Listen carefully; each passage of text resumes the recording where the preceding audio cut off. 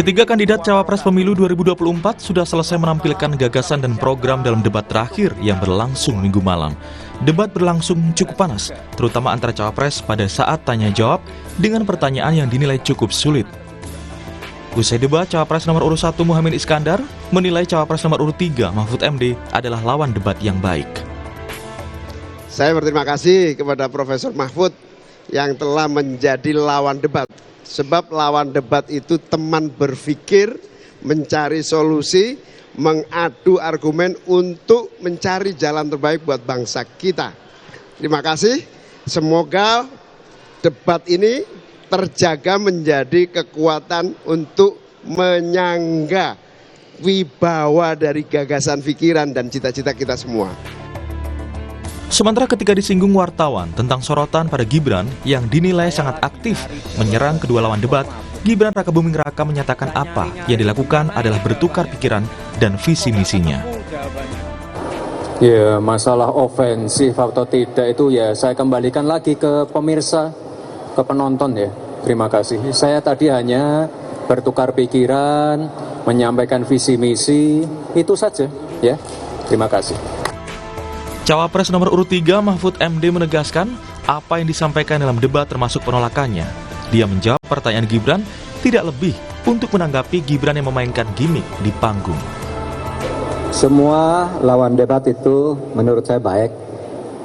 Dia atau mereka sudah mempersiapkan diri, seperti halnya saya juga.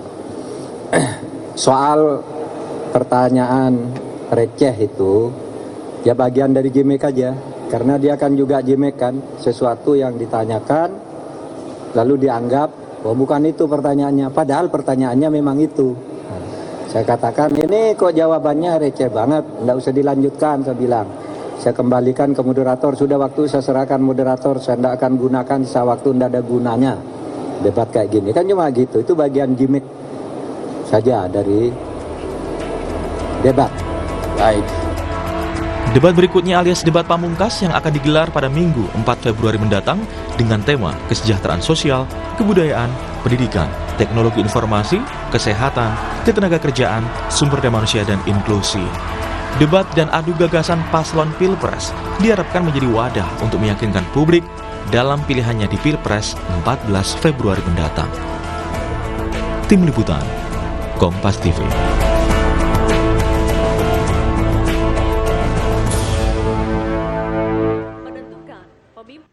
Ya, saudara, debat yang berlangsung tadi malam menjadi debat terakhir pamungkas bagi para calon wakil presiden. Kita tahu bahwa debat berlangsung cukup panas, bahkan sangat panas dengan berbagai serangan, pertanyaan hingga bisa dikatakan lah ya, gimmick di panggung debat. Lalu siapa yang kemudian unggul dalam debat tadi malam? Pagi ini kita bahas bersama dengan sejumlah narasumber. Di antaranya sudah ada Pak Surya Chandra yang bergabung di studio dari juru bicara Timnas Amin. Selamat pagi, Assalamualaikum Pak Surya. Assalamualaikum, terima kasih Mbak. Dan juga ada dari TKN Prabowo Gibran, Mas Billy Mambrasar, juru bicara TKN Prabowo Gibran yang bergabung melalui sambungan Zoom. Selamat pagi Mas Billy. Selamat pagi, saya sedang menuju ke studio.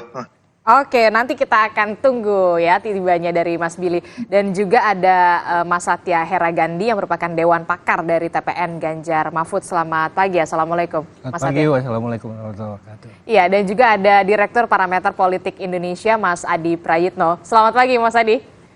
Selamat pagi Adisti. Nggak bangun kesiangan ya gara-gara nonton debat semalam.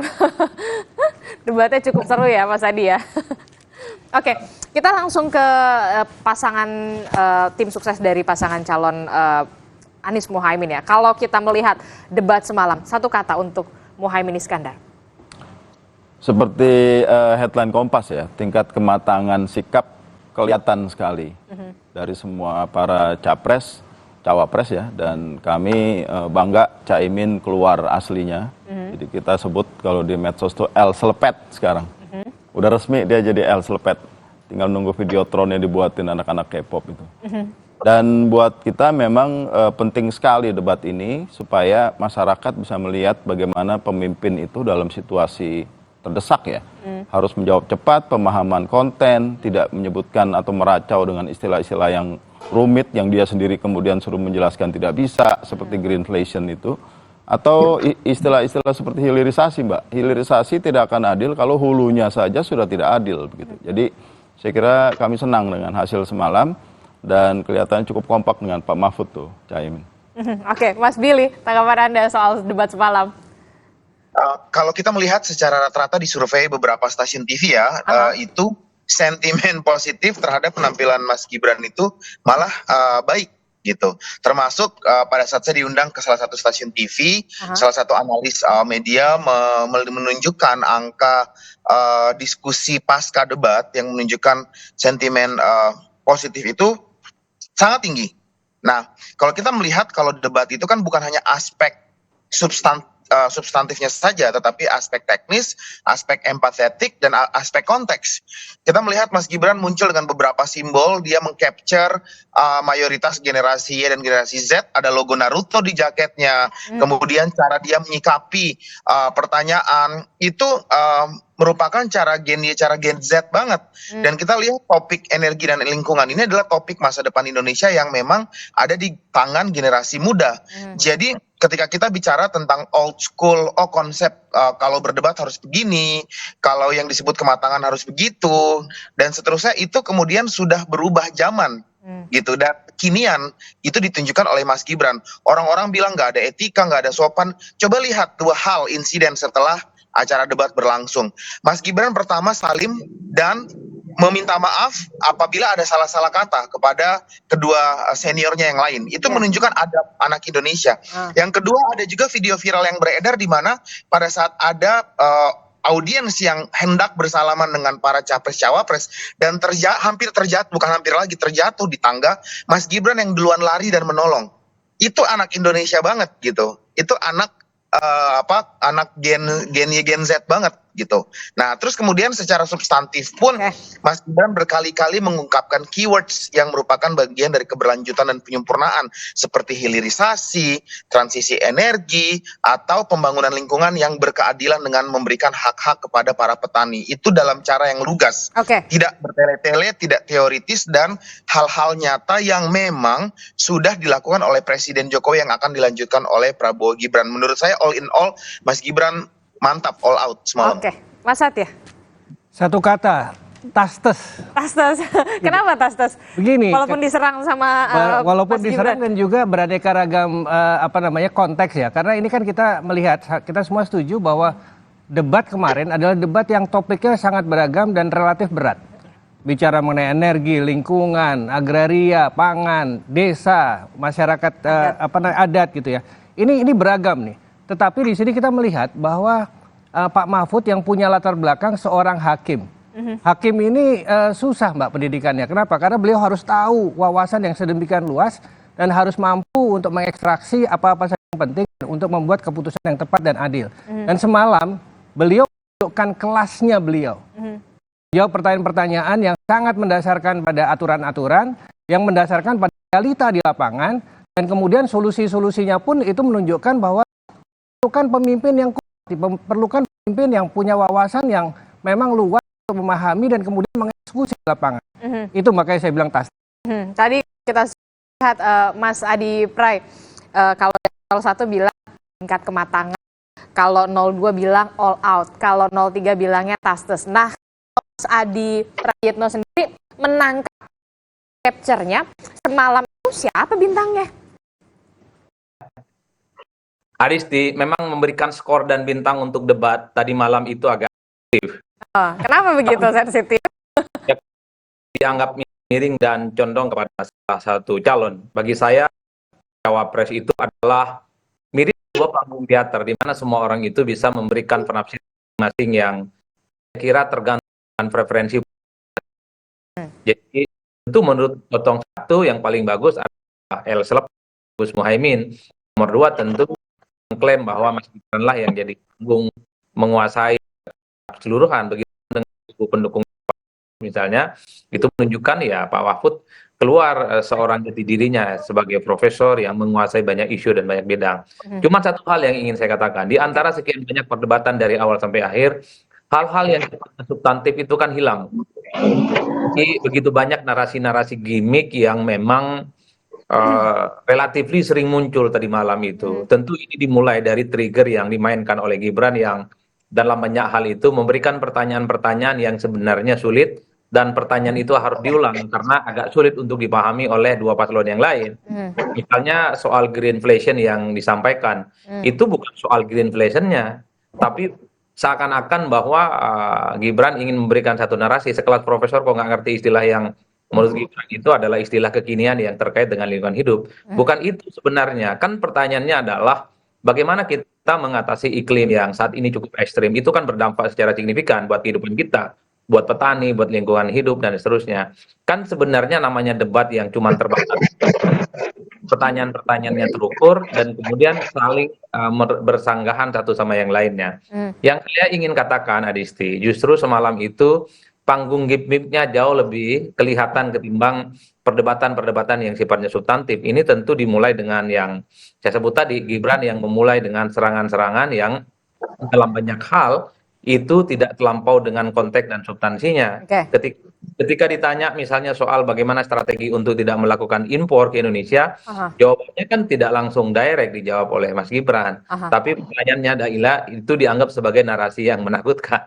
Jadi itu yang menurut saya jauh lebih banyak gimmick ya. Apalagi misalnya banyak statement-statement Gibran terutama yang dinilai pejoratif terhadap calon lain. Jangan gitu dong Gus, jangan tegang, jangan kayak debat yang lain nih. Prof Mahfud kayaknya masih dendam nih karena diberikan pertanyaan-pertanyaan sulit yang sebelumnya. Itu kan sebenarnya out of context. Itu menurut saya dari malam sampai hari ini yang jauh lebih banyak dibicarakan ketimbang konten dan substansi tentang hilirisasi, tentang digilisasi, tentang sustainability development. Itu kan nyaris tidak pernah diperdebatkan oleh publik. Tapi pernyataan-pernyataan potongan yang dinilai merendahkan, terkesan pejoratif dan buruk kepada calon yang lain, ini kan menjadi perbincangan-perbincangan yang menurut saya sampai saat ini jauh lebih banyak diperbincangkan ketimbang yang lain. Kalau bicara tentang substansi, saya kira Muhaimin Iskandar, Gibran, dan Mahfud MD overall cukup confident dan cukup mengakui. Tapi kan yang menjadi ramai adalah ketika sesi antar saling bertanya di dalam paslon ya. Kesan saling merendahkan kan, terutama misalnya dengan istilah-istilah yang bahwa ini adalah sesuatu yang memang tidak layak untuk jadi pemimpin. Mas Billy, kalau kata Mas Adi Pray, semalam itu lebih banyak gimmicknya dibandingkan dengan menyentuh substansinya. Apakah memang kemudian ini menjadi salah satu strategi dari pasangan Prabowo Gibran, terutama untuk Mas Gibran, untuk bisa menggait pemilih Gen Z? Menurut saya pertama-tama Mas Adi juga jangan lupa bahwa ada juga serangan yang diberikan kepada Mas Gibran. 2 kali Caimin bilang ijazah palsu. Yang kedua, Caimin bilang, Gus Imin bilang, ini catatan saya bukan catatan MK loh. Itu juga kan out of context dan menyerang Mas Gibran. Padahal jelas-jelas Mas Gibran bukan ijazah palsu, sudah menunjukkan ijazah aslinya. Jadi serangan personal juga didatangin dari kubu 01. Dari 03 sendiri juga menyampaikan, ini pertanyaan receh nih yang nggak perlu dijawab gitu kan. Itu kan juga cukup personal gitu. Tetapi kemudian kalau kita lihat coba diulang lagi, di rewind lagi, Mas Gibran menyambutnya itu dengan senyuman. Dia ya udah kalau kayak memang seperti ini gitu. Jadi disambut dengan senyuman dan dia tetap kemudian menjawab. Kemudian disampaikan tadi pertanyaannya itu tidak substantif, ditanya tentang bagaimana mengurangi impor pangan, tapi jawabannya nggak direct. Kalau di rewind lagi, kalau diulang lagi jawabannya itu dia menjawab memang nggak direct, tapi konteksnya sama dengan adanya peningkatan ketahanan pangan, maka impor itu akan berkurang. Dan peningkatan ketahanan pangan itu adalah dengan program-program yang sudah ada sekarang, termasuk di dalamnya hilirisasi dan peningkatan akses pupuk kepada petani. Itu secara direct akan kemudian meningkatkan ketahanan pangan yang secara otomatis mengurangi impor. Tetapi saya juga ingin menyatakan ya, ingin menyampaikan bahwa strategi yang dimainkan itu lebih kepada penguasaan panggung santai dan nggak baper yang ditampilkan oleh Mas Gibran.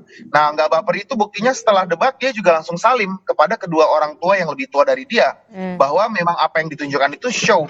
Kalau nggak ada alur in out argumen saling sanggah termasuk dalamnya gimmick, maka orang juga bosan kalau terlalu normatif gitu. Dan tetap substantifnya masuk semua menurut saya. Oke, Terima Anda kasih. sepemahaman Pak Surya kalau ini adalah bagian dari show katanya. Yang jelas ya kalau dilihat dari tren di Twitter, itu ada beberapa kata yang mestinya jadi evaluasi teman-teman dari 02 ya. Apa itu? Itu cringe, Mbak, yang dominan. Cringe itu dalam bahasa Inggris artinya, bahasa Indonesianya adalah jijik ya, untuk tindakan yang sebuah perilaku yang menjijikkan begitu. Juga ada istilah lain savage ya. Savage itu orang yang kejam, bukan dalam konteks gagah, tapi bengis begitu. Kelihatan aslinya dia bengis. Dan kalau boleh jujur ya, secara personal saya itu hampir nangis dengerin debat bagaimana Pak Gibran melakukan semua yang dilakukan yang disebut tadi, Mengapa merupakan Anda- show, strategi. Jangan lupa loh, topik yang dibahas ini topik yang sangat penting dan sangat sensitif. Mungkin teman-teman lupa kalau di sana itu duduk dua tokoh gerakan sosial, satu tuh Dewi Kartika, sekjen dari Konsorsium Pembaruan Agraria, satu lagi Mbak Ruka. Ini ketua AMAN, Aliansi Masyarakat Adat Nusantara. Banyak yang dibahas itu, dampaknya ke mereka. Kelompok-kelompok marginal yang tidak bisa bersuara dan satu ruang bisa dia sampaikan adalah melalui pertanyaan. Untung mereka tidak jadi panelis. Kok digituin begitu? Saya kira ini sebuah ya cringe itu kalimat kata yang tepat ya. Dan ini lagi-lagi ini menunjukkan kapasitas. Sekarang kita harap ya rakyat ini benar-benar bisa ngelihat dah. Pertaruhannya luar biasa karena isu lingkungan itu, Mbak ya. Cuman masyarakat mungkin nggak paham dia tuh kebanjiran rob tuh gara-gara climate change, perubahan iklim. Ya nggak ngerti kalau sekarang hujan badai yang mendadak seperti ini, terus musim panen nggak bisa diatur gitu, berubah jadwalnya.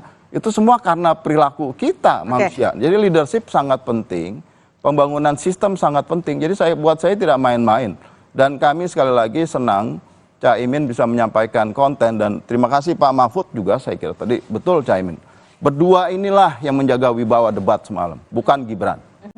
Oke, Mas Satya. Ya, saya mungkin nggak akan menanggapi urusan ininya ya, serangan personalnya. Tapi begini, ketika kita bicara mengenai green inflation atau greenflation yang disampaikan oleh Mas Gibran, mestinya kita mencoba melihat apa sih sebenarnya dan bagaimana Mas Gibran juga merespon jawabannya.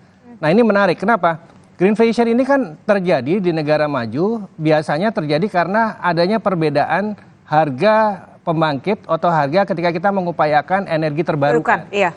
Ya kan karena harganya lebih mahal, dikhawatirkan harga ke masyarakat juga akan lebih mahal dan itu create additional inflation pressure.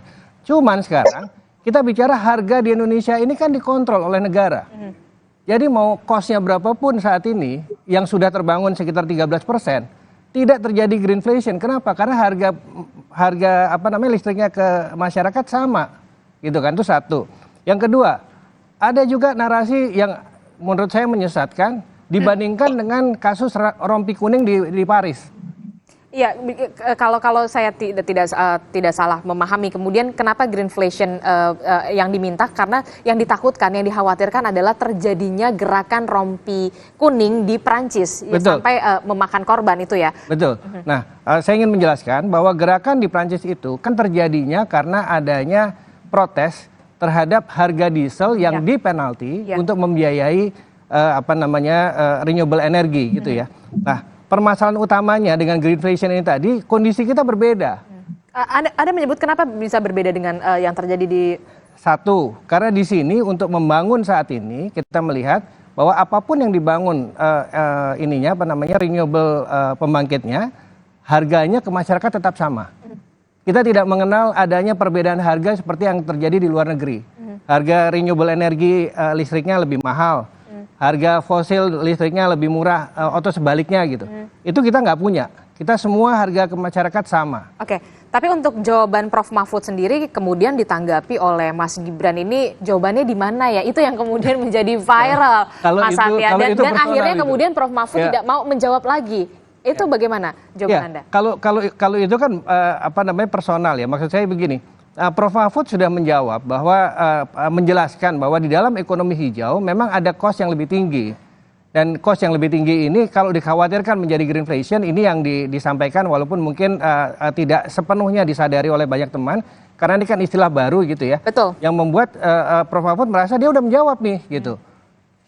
Karena begini juga Mbak, harga pembangunan energi terbarukan di Indonesia dengan di luar negeri ini makin lama juga akan makin berbeda. Kenapa? Karena di sana SDM-nya lebih mahal untuk membangun itu. Di sini panel surya dan lain sebagainya semakin murah sebenarnya.